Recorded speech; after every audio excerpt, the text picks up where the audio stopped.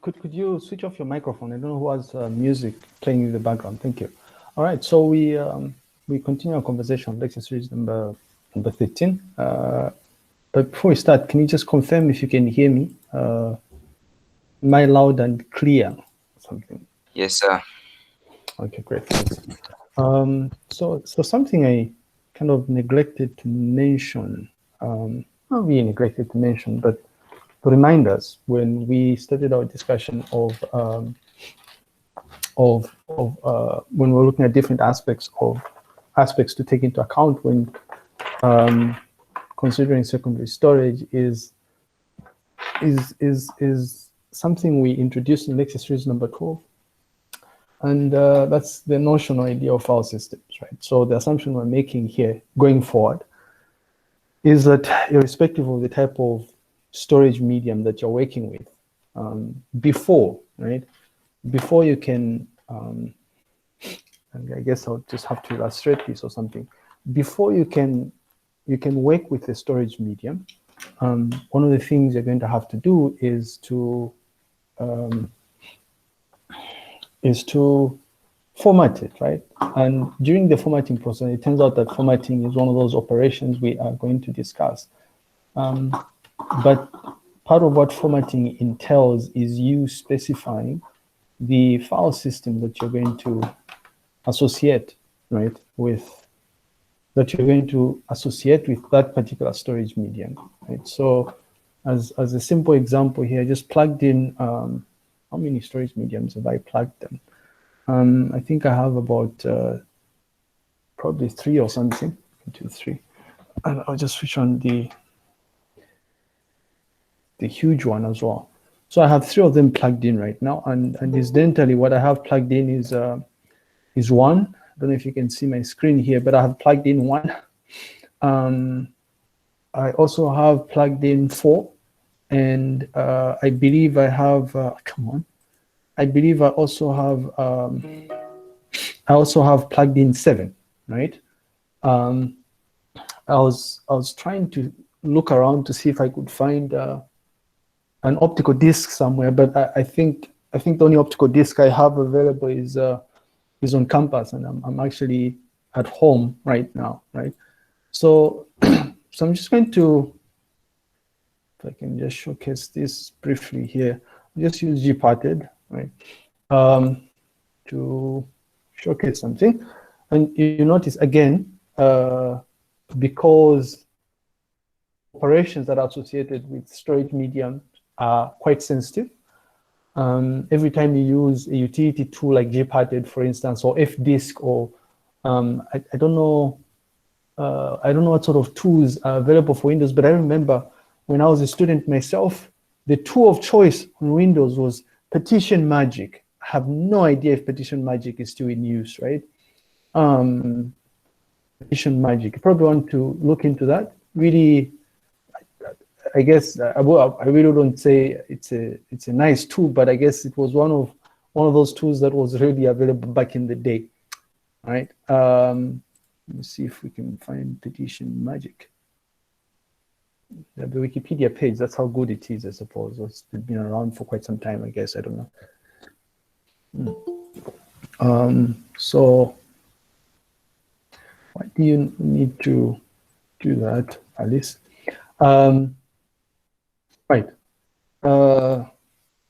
So using a utility, a disk utility tool like like gparted, for instance, what you'll notice is that all of these devices that I've plugged in here, if I go under devices, you notice I have my my thumb drive, which is number 9 here. Sorry, number 7.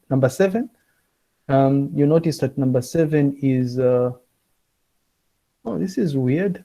Number 7 is, it's not formatted. Oh, because there's an ISO image, right? So, you know, it's a bootable disk, right? So, but if I wanted to, I guess, dump data, different type of data here, I would specify which sort of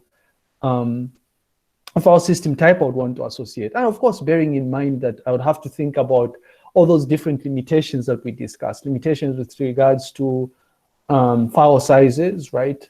limitations associated with the number of characters associated with the file path, you know, all the good stuff. And also, maybe if you want to go an extra mile, that would be like thinking long and hard about, I hope I'm formatting the correct disk here. Yeah, I think I am. Thinking long and hard about how you're going to use this storage medium. And for thumb drives, it's really not so much of an issue, because I mean, if you think about it, why do you mostly use a thumb drive? You use it to transmit data quickly, right, from one machine to the other. A friend of yours comes, you tell them you have a movie or something. Oh, can you put it on my flash, right? That's, for the most part, you rarely use it to persistently store data over a long period of time, because these are the capacity of your average thumb drive is usually quite small, right? So it's rarely the case that think about this for a second. It's rarely the case that you'd want to use it to kind of like as an archive and as an archive or something, archive platform, right? So reason is capacity, right? Something you need to think about here. This, I mean, how many files, how many movies? Think about this for a second. How many movies can you store on an 8 GB thumb drive, right? These days, it's probably, average movie is probably in the, I guess, almost a GB in size, right? So it'd be like 8, which is nothing really. If you're talking of series here, it'd be just a few episodes or something, right? And then you notice that if we try and view these other devices, like my 1 terabyte SSD, I hope this is the one, SSD drive, you notice that it's formatted using FAT32, right? I'm not really sure if this was the original file system type used when I bought this thing. Probably not, because you notice that I actually, what I do is I label I label my there we go. I label my my storage medium. So when labeling, when you're labeling, it's usually the case that you actually do a format, right? So you format that storage medium. Always a good idea to do that, right? And then if I was to check this other thing here, this is my other drive, external drive. This is NTFS, right? Anyway, so I just thought I would mention that, you know, the fact that irrespective of the type of storage medium that you're using, one of the important things to take into account is this notion of file system types, right? Very important. Okay, I can just where's you parted? Let me just revert back to this. I'm wondering why I can't do that. Why can't I see these? Probably not, I don't know. All right, good stuff. So we, unless if there are any questions, we're just going to continue with our conversation, right? So we, Dr. Lighton, just about aspects, right? Oh yes, just there where you mentioned about things like weight, things that you have to take into account when you're, I guess, looking at storage medium, so size, the longevity of the medium itself. It turns out that it's not like data can be persistently stored on a storage medium in perpetuity, right? So there's usually wear and tear. Remember, these are actual physical components, right? And wear and tear sometimes results because in some instances, you tend to continuously read data from the storage mediums, as is the case for most optical storage devices. So you burn, as they call it, you burn data to a CD, for instance, and every now and then you probably slot it into your optical drive, your DVD drive or CD drive, and read data from it. In the process, you know, there's wear and tear that takes place. So there's a lifespan associated with the storage medium, right? We also emphasize this notion of speed, right? It's something to take into account. Yeah, it suffices to say that it's not like you do continuously, or it's not like this whole notion of efficiency is exactly as important as when you're dealing with primary memory, but it is, or it might be important. Mentioned this notion that, and this will come up again, notion that there's different technologies that are used to manufacture these storage mediums. And of course, because of all these different things, longevity, the technology used, turns out that all of these things will tend to affect or influence the cost, right? Anyways. And then, of course, we wrapped up by reminding ourselves that in most instances, the things that you want to take into account as you are deciding which storage medium you want to go for is the type of data that you're storing and how much of it, and for how long, I suppose, right?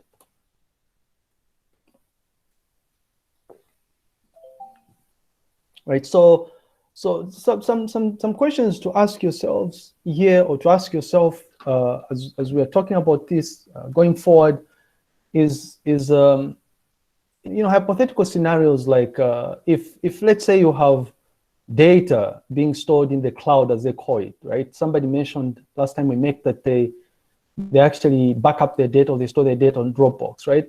What if you realized, or suddenly had an epiphany to say it's too expensive for you to access data from Dropbox, so you just wanted to use something else other than Dropbox or Google Drive?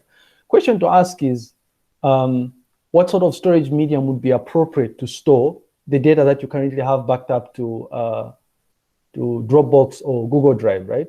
Or once we discuss backup and restore, and you want to have a redundant setup, right? You want to replicate your data. A question to ask is, how are you going to multiplex the data that you currently have, let's say, stored on Google Drive, right? If you want to duplicate it somewhere, location, hopefully storage medium that will be easily accessible, what sort of appropriate storage medium can you use, right? And you notice again that you'd have to think about the capacity here. So in my case, if you look at this screenshot, my personal, I do believe this is my personal, yes, it is. My personal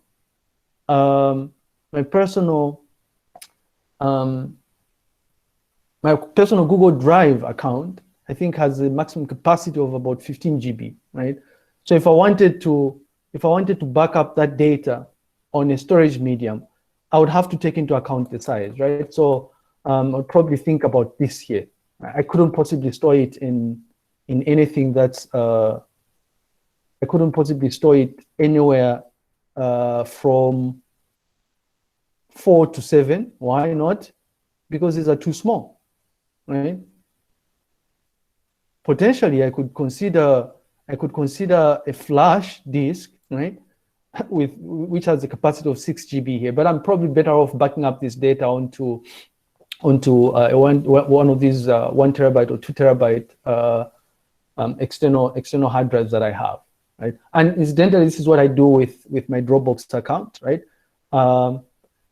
I regularly, on a month-on-month basis, I will regularly dump a snapshot of my Dropbox account on one of my two, actually, of my external hard drives.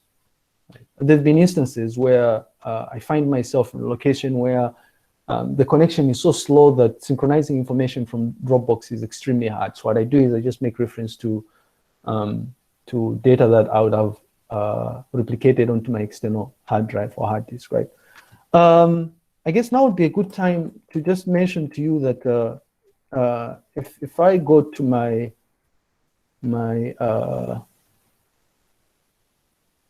I don't know if it's settings, G drive space or something. I've forgotten the actual URL, but oh, there we go. If my personal Gmail account or my personal Google Drive account has a limit, but it turns out that those institutional accounts that we have, I don't think they have limits, right? So we have unlimited space. Let me just show you what I mean here. I hope it is here. Not photos. I want to check where it is. I can storage manager, I guess.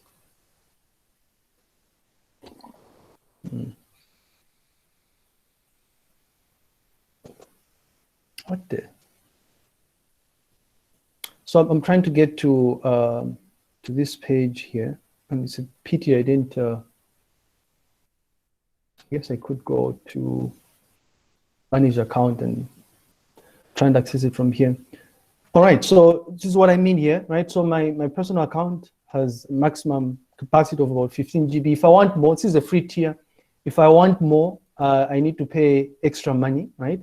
And you notice here that I'm running out of space, in part because if we were to look at the breakdown here, I've had my Gmail account since the 2000 and probably 2004, 2005 or something. And I don't page, 2004, I think.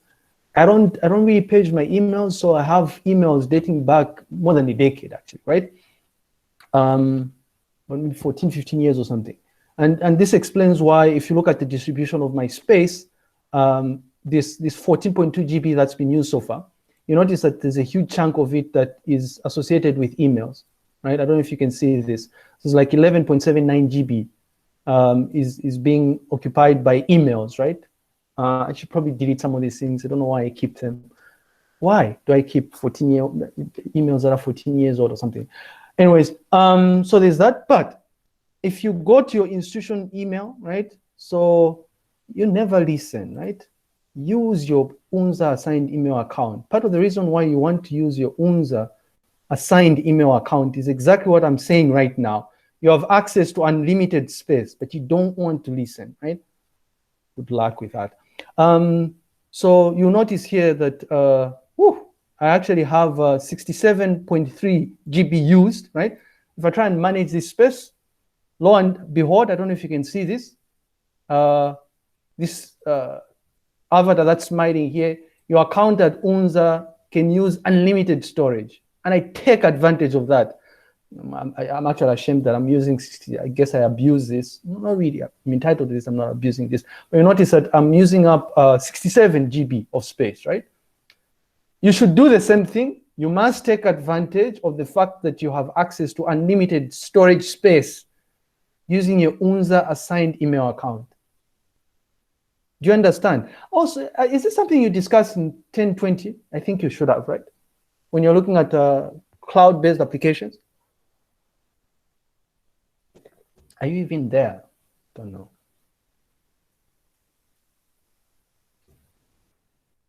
People there? Yes, we are. Yes, we are. Can you hear me? Yes, we can. Yes, sir. Oh, wow. Can you hear me? Am I talking to myself? Yes. Yes, sir, we can hear you. We can hear Yes, sir. you. Can hear you, sir. There's something wrong with my... Oh, you can hear me, right? Yes. Yes, sir. Yes, sir. Sorry, I don't know if anybody was asking a question before. I think my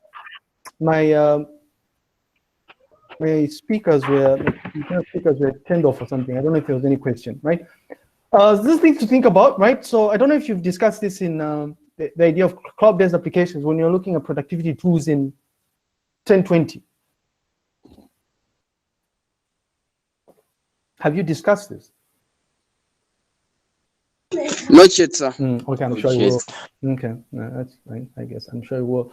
So this is the thing, right? These are things to think about, and it's not just. So it's not just what do you call this? As well as Google Drive, right? Very soon I'll send out a referral link. Please click on the link so that I get more space, right? So I'm running out of space on Dropbox as well, and I've been a bit hesitant to pay for. It's a bit strange. I've been a bit hesitant to pay for storage space, right? So you notice here that I'm running out of space here. I don't know if you can see that, but if I can just and go to settings and show you. So my Dropbox account, obviously, where is it? I guess it's on plan or something.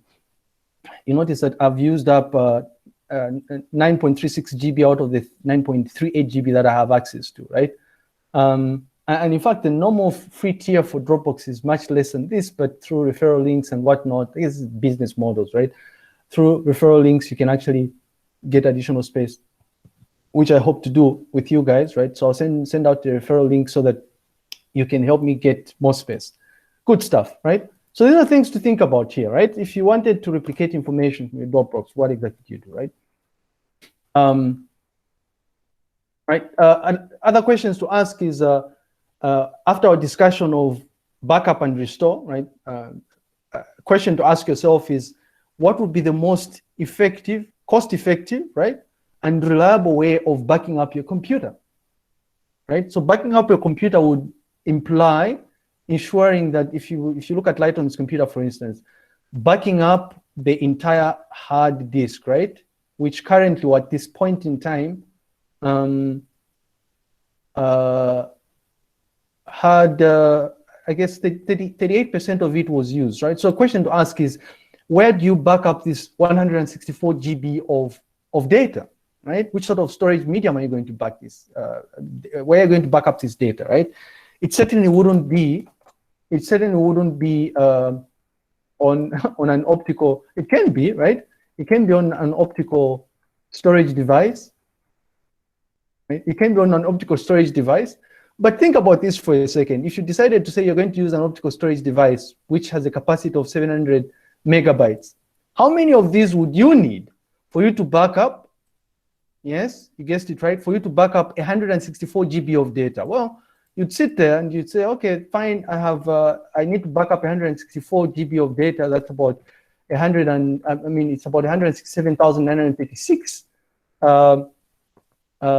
megabytes of data, meaning that I would need 240 CDs, right? Or DVDs or some CDs that have a capacity of 700 megabytes, right? So you sit there and you realize, well, that would be stupid, right? It wouldn't make sense. Even though it would be cheaper, but it wouldn't make sense for you to buy 240 of these things here for you to back up your computer, right? Right, so these are things to think about. Granted, I mean, you'll soon realize once we start talking about backup and restore that there's different backup strategies, right? So backing up or copying, making a replica of your computer, or a snapshot, taking a snapshot of your computer as is right now is just one of many ways of backing up. What you can do is initially, once you get a snapshot of your computer, going forward, what you can do is you can just back up the data that has changed, right? So there's this whole notion of differential backups and incremental backups, for instance, and full backups, right? Which we'll talk about. But these are things that I do encourage you to think about, right? You look at the capacity, the data that you want to back up, and then you try and think of different storage mediums that you can use to back up that data, right? Cost is always one of those things that people think about here. And so something else I want to encourage you is going forward, right? You want to seriously, very few people, especially in this part of the world, will think about cloud storage infrastructure. It's quite cheap. I was looking up Amazon Web Service prices, right? So if you want to archive data, right? So they have different tiers, different price points for, depending on what sort of, or how frequent you're going to be accessing data. So if you're going to be backing up the data for archival purposes, I think the price was as low as $0.0001 or something. Was that per month or something? Let's look it up. So I'm a AWS storage prices, archiving, right?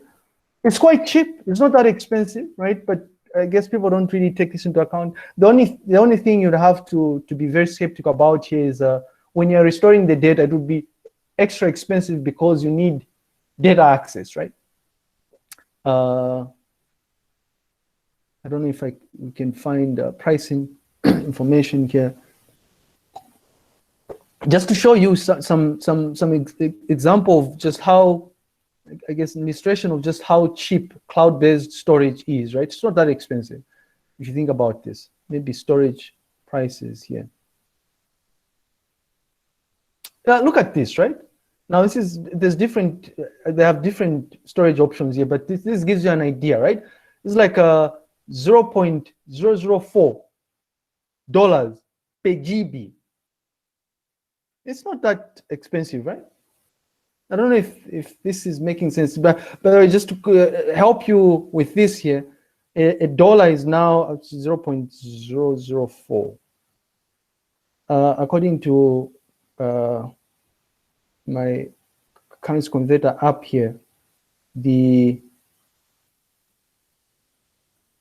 $1 is equal to 19 kwacha 76 ingwe or something. It's a bit of a shock here, but 0.004. This thing is not working out. Okay, that's fine. So this gives you an idea of what this storage prices are like, right? It's not that that expensive anyway. All right, so these are things to think about here. Let's just see USD to ZMK.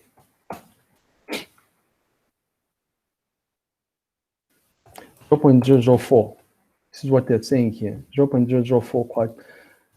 So this would be like, look at this. It's not that, it's 7 ingwe, right? So it's like about 8 ingwe per GB. Do you understand this? For you to back up your data onto the cloud, right? If you have massive amounts of data and you wanted to back this up to the cloud, you'd have to pay 8 ingwe per GB. It's pretty decent, right? So if I wanted to back up, my entire, let's say I wanted to archive the entire internal hard disk on my computer, it'd be 457 times 8 ingwe, right? So it would be like 457 times, let's just put it at 8 ingwe, right? So divided by 100 or something.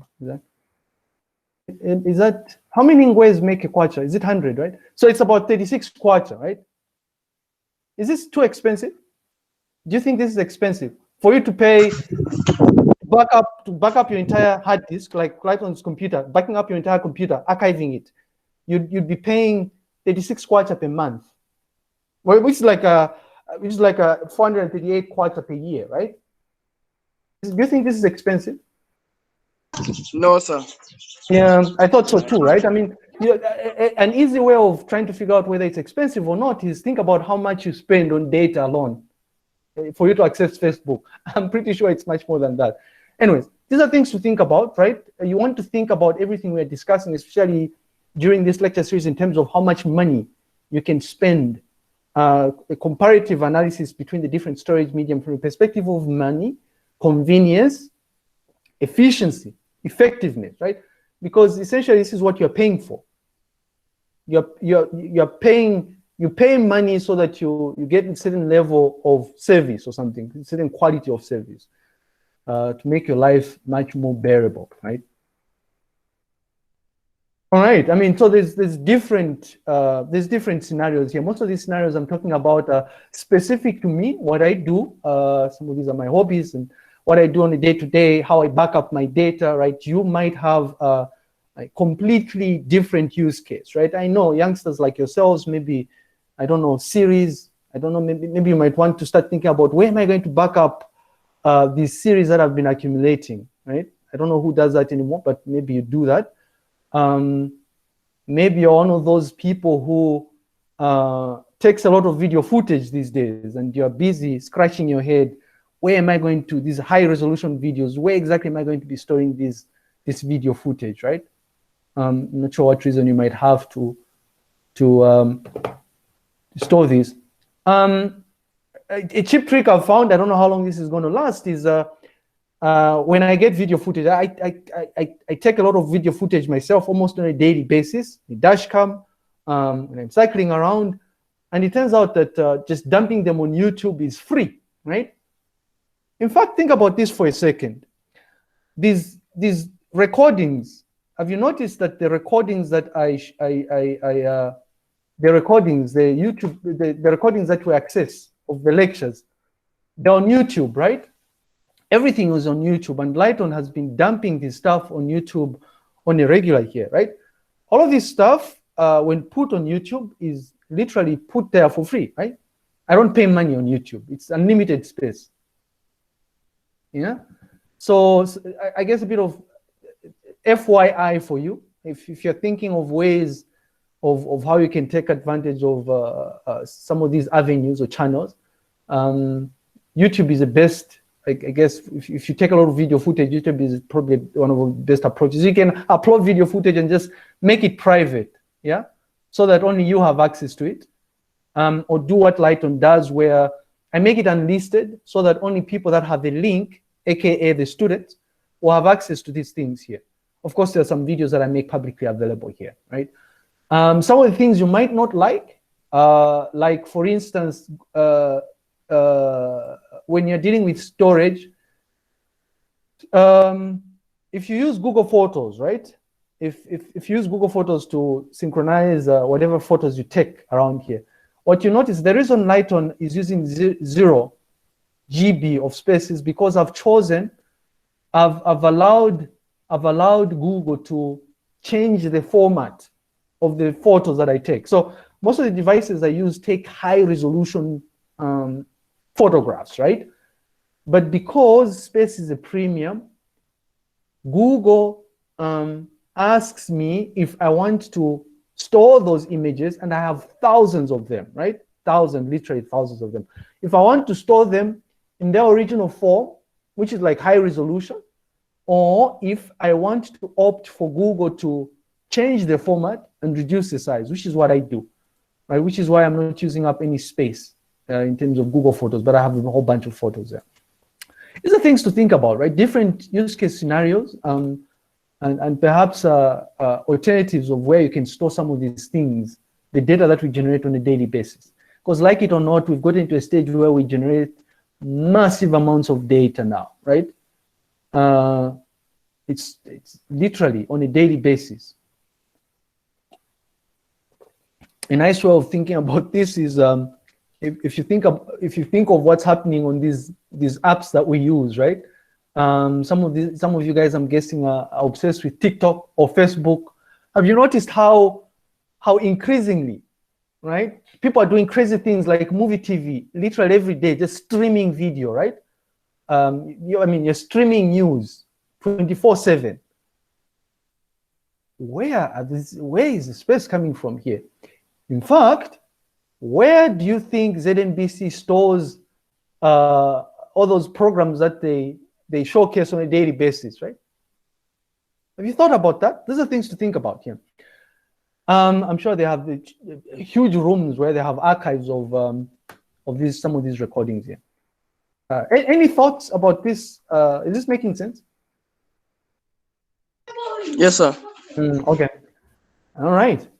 So again, just to, I don't know if we discussed this, but just to reiterate or emphasize the fact that there's a difference between a storage device and a storage medium, right? We want to put it out there to make it explicitly clear. The reason we always want to make it explicitly clear is because in most instances, the storage device and the medium will come bundled as one. Almost all the case. So the physical material or the component that is actually responsible for holding the data is what is referred to as the storage medium, right? The hardware that you use to access that storage medium, to read data from the storage medium, is what we call the storage device, right? This would fall under, obviously, input-output device here, right? Input or output device. Now, if I can take you back to the image I had here, classic example of I guess these storage mediums and storage devices that are bundled into one is 1, 2, 3, 4, 7, and 6, right? In all these instances, the storage medium and the storage device, which is the drive, are in this casing here. The same goes for these things here. But in the case of a compact disc or a DVD, I don't know if this is a DVD or compact disc here. This comes in isolation, right? So this would be the storage medium. For you to gain access to this, you normally slot it into, if your computer comes, if it's an old computer, I guess, if it comes with a DVD drive, as they call it, then you need to slot in this optical disc into that drive. These days, it's possible to actually buy an external DVD. Usually they refer to DVD writers or something, but you can use it to read also, right? Another example of something that comes in isolation is this micro SD card, right? Which is why I can use this same card here to just slot it into a digital camera, into my GoPro. I can slot it into my computer by just plugging it into this adapter here. And my computer has a provision, right? There's a port which I use to slot in this thing here, and then I'll be able to read it from my computer, right? So I just thought I would put it out there, distinction between storage devices and storage mediums, right? Two different things. Dr. Light, just on the same storage mediums and storage devices, like with the examples that you have given, how can we distinguish them explicitly in terms of because even if we remove like the casing of the external hard drives, for example, maybe the Toshiba hard drive over there, we remove the casing. You're still saying that there is a storage medium and there's a storage device inside that same. Let me just call it an object for now. That same object. So how can we distinguish them in terms of if we were to open? How can we distinguish them to say, okay, now this is the device we are talking about, and this is the actual medium where data is stored? Well, you'd have to look up the manufacturer website, right? So just let's see if we can look up a specific type of, what is that thing? Specific type of, and I wish I'd taken a photo of this. I normally take them apart so that I showcase to you. Let me see if I can look up this exact version of this thing here. So what is this? This is transcend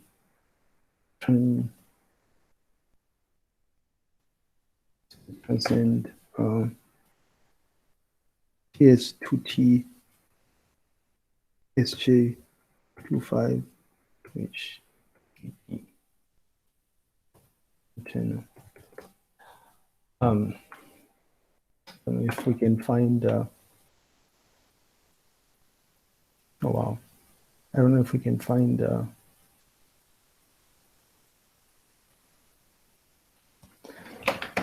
don't know if it's this is number. I don't know if this is a different casing here, but I thought I'd keyed in 2S T S.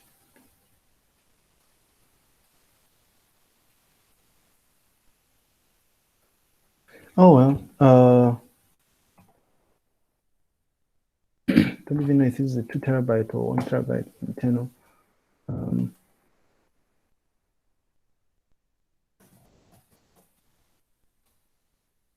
Trying to see if we can find someone who's ripped it apart or something. It looks exactly the same, but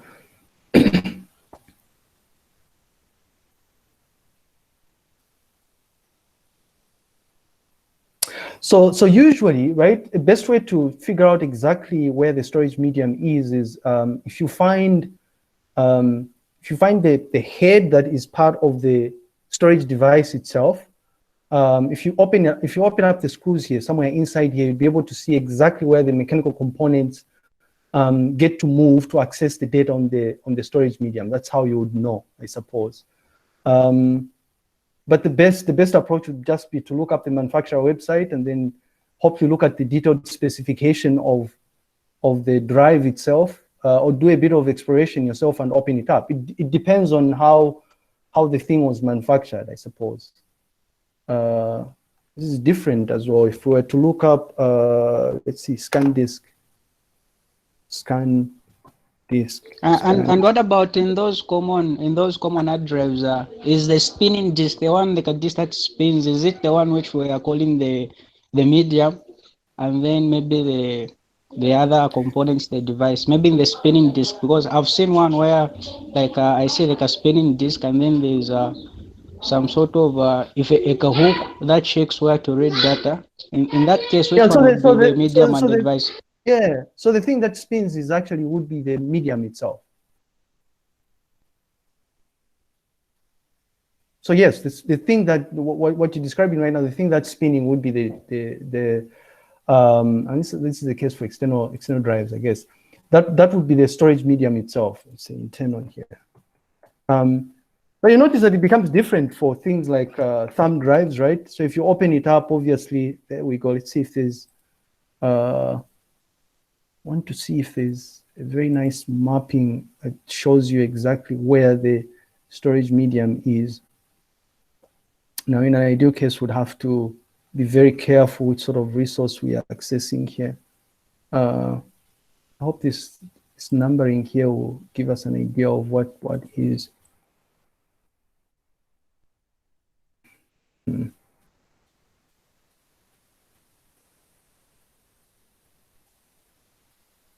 Right, so in this case, if you look at this, according to this, but we don't know how reliable this is, it's slightly different, like flash storage, right? So a thumb drive, you notice that the 4 would be the disk itself. Everything else is part of the so-called drive, right?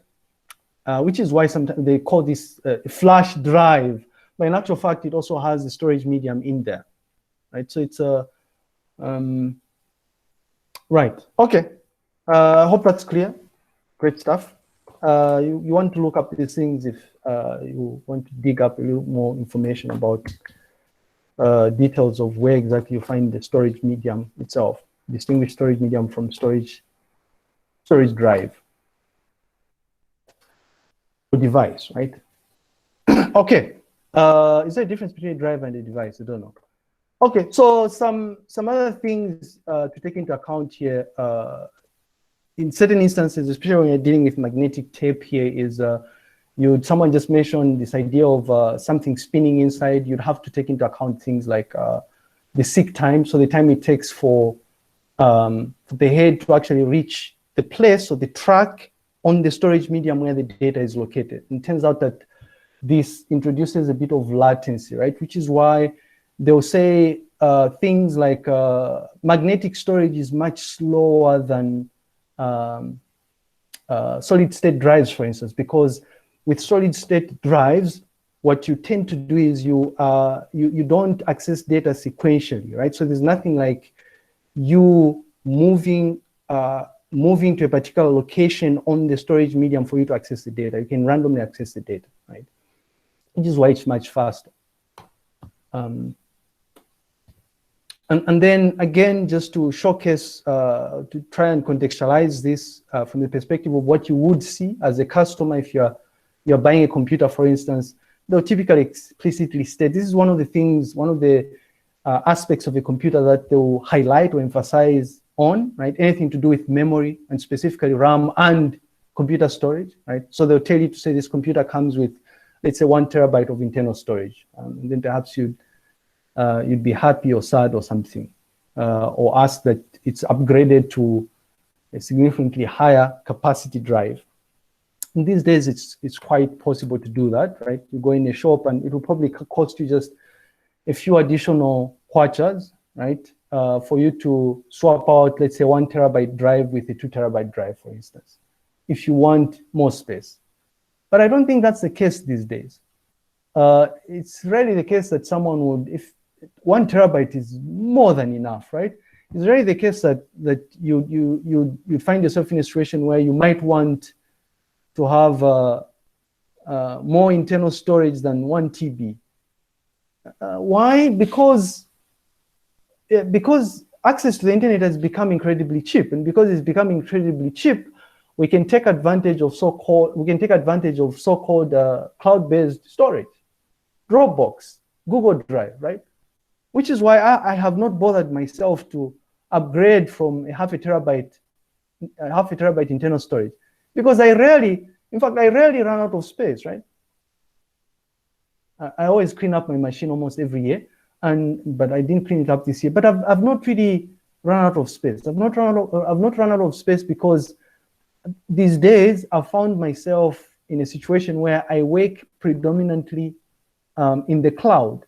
Everything I do is in the cloud. I rarely do things on my machine, right? And because I work in the cloud, most of the data is being saved online, right? So I don't have to worry a lot about space. The things that I would typically want to archive, I archive to external hard disk or something. Maybe that might not be the Sir, case for you. Yes. what type of storage is the cloud based? What type of storage is it? Well, this is this is the thing, right?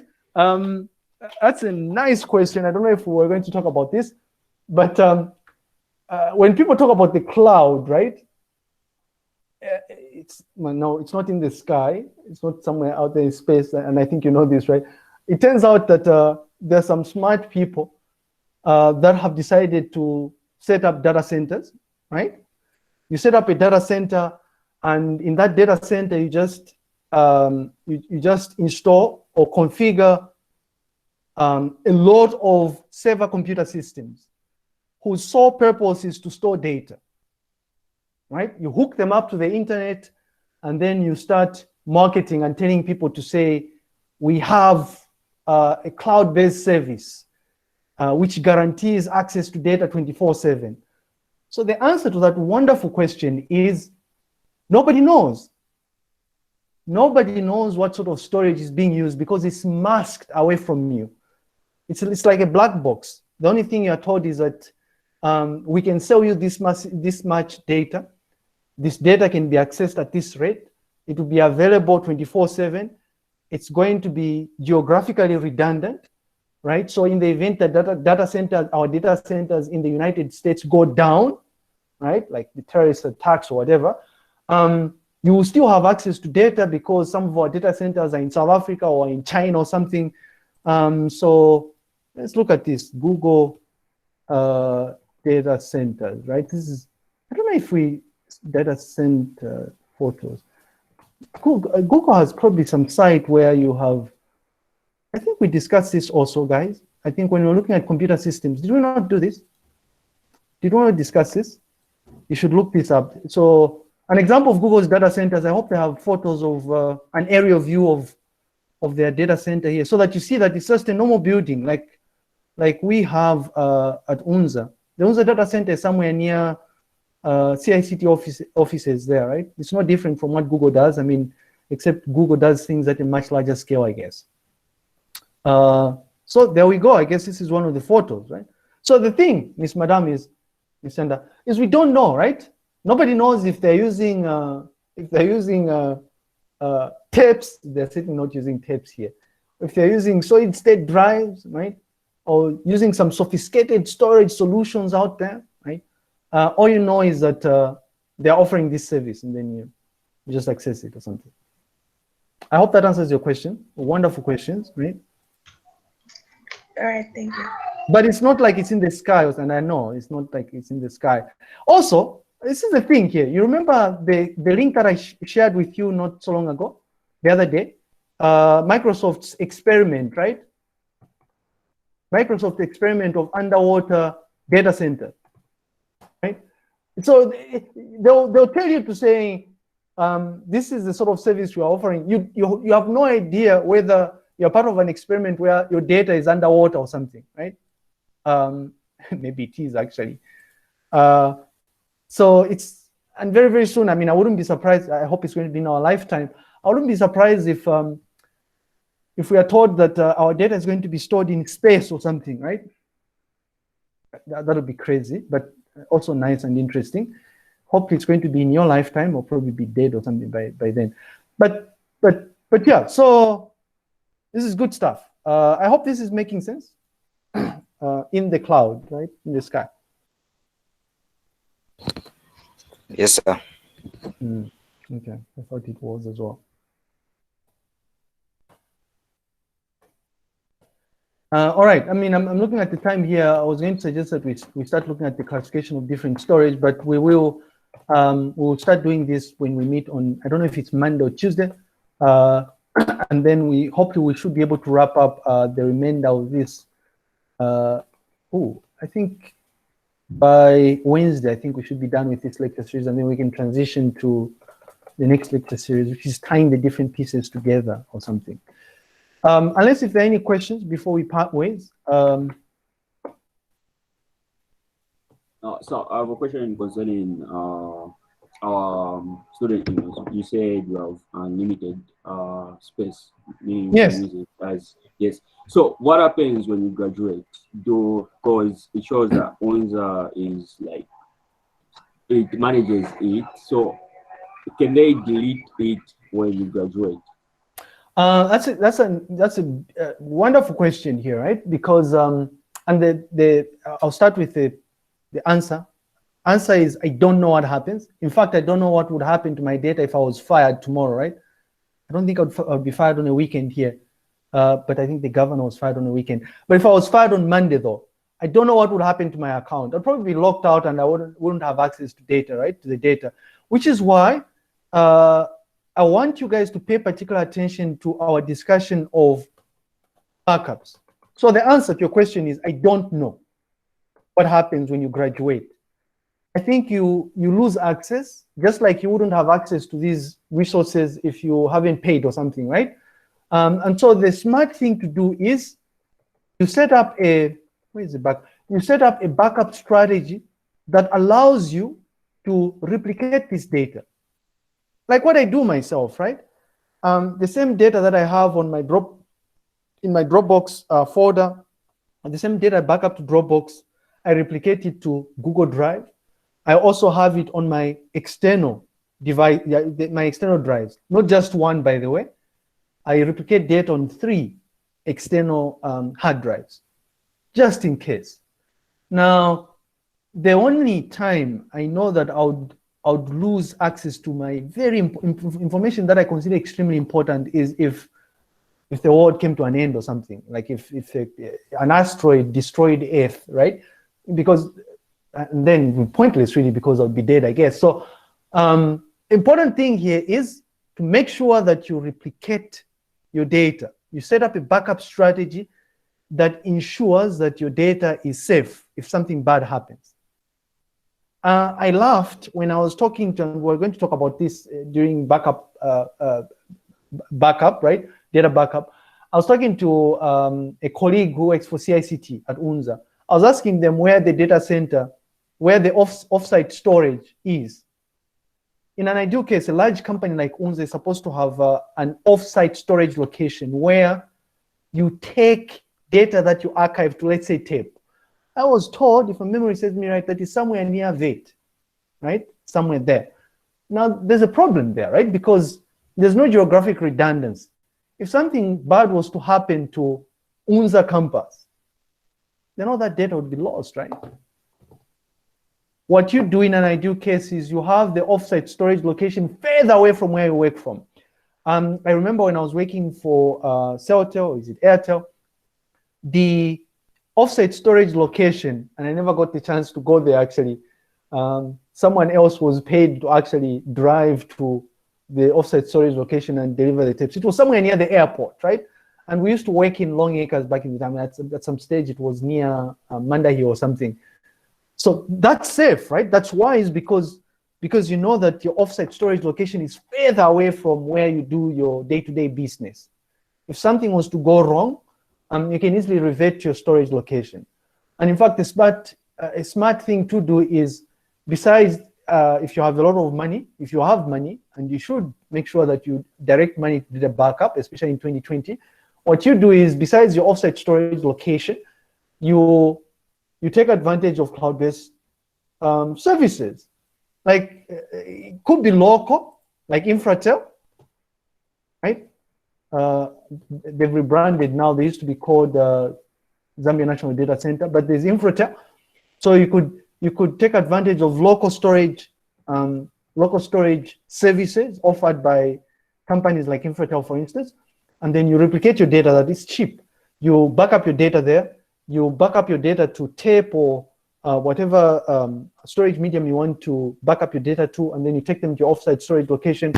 And you go a step further and you pay additional money to back up your data to the cloud somewhere out there, right? And take advantage of services like Dropbox or Amazon Web Services, for instance, right? So again, I don't know what happens to your data. Lose access to it, hopefully. So it's time for you to plan. If you're taking advantage of your unlimited space offered by UNZA, what you want to do is plan ahead to say, once I'm done with my degree, right? Once I graduate, how do I ensure that I'll still have access to the data that I'm backing up to my Google Drive, right? Using my UNZA account. Okay, any other questions that you might have?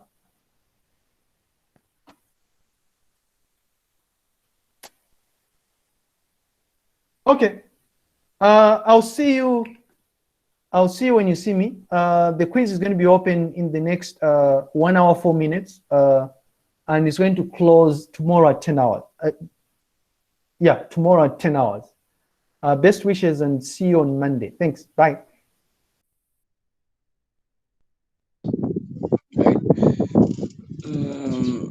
Paul. Paul. What's up?